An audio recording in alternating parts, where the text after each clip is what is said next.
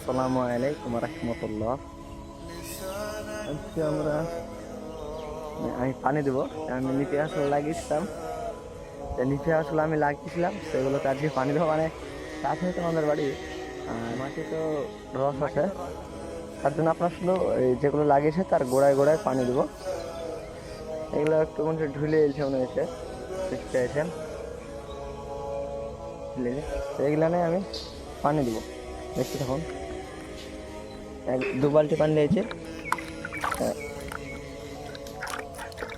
এদিক থেকে আসে আগে দুধ থেকে, প্রথম থেকে।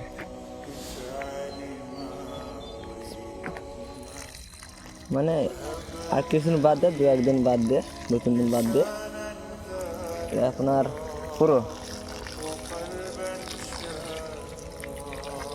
পুরোতে পানি দিব। এখন গোটাটাতে পানি দিয়ে দেবো। এখন অল্প অল্প করে দিলে হবে, গোড়াতে গোড়াতে দিলে গাছগুলো তাজা হোক।